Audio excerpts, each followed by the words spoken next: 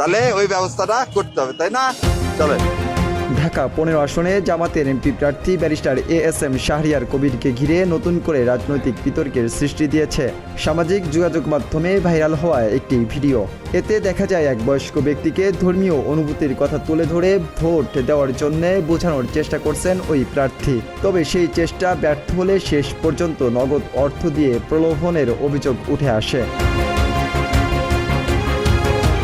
ভিডিওটি প্রকাশের পর কড়া ভাষায় সমালোচনা করেন বৈষম্যবিরোধী ছাত্র আন্দোলনের সাবেক সমন্বয়ক ও ডাকসুর বিপি পদপ্রার্থী আব্দুল কাদের। তিনি ফেসবুক পোস্টে লেখেন, আল্লাহর শাসন প্রতিষ্ঠার কথা বলে ভোটারকে প্রভাবিত করার চেষ্টা করেও সফল না হয়ে শেষ পর্যন্ত 1000 টাকার নোট বুঝে দেওয়া হয়েছে।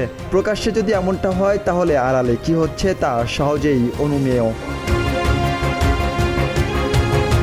কাদের আরও প্রশ্ন তোলেন, ধর্ম ও সততার কথা বলা প্রার্থীর কাছ থেকেই যদি এমন আচরণ দেখা যায় তাহলে জনগণ কাকে বিশ্বাস করবে? তিনি বলেন, নৈতিকতা ও ধর্মীয় মূল্যবোধকে ভোটের হাতিয়ার বানানো রাজনীতির জন্য ভয়ঙ্কর বার্তা বহন করে।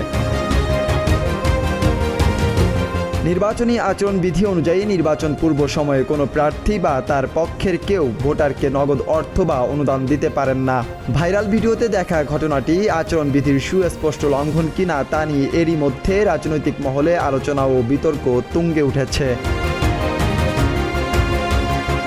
ধর্ম, নীতি আর রাজনৈতিক প্রতিশ্রুতির আড়ালে ভোট কেনাবেচার অভিযোগ নির্বাচনকে কতটা প্রশ্নবিদ্ধ করবে সেদিকেই তাকিয়ে আছে দেশবাসী।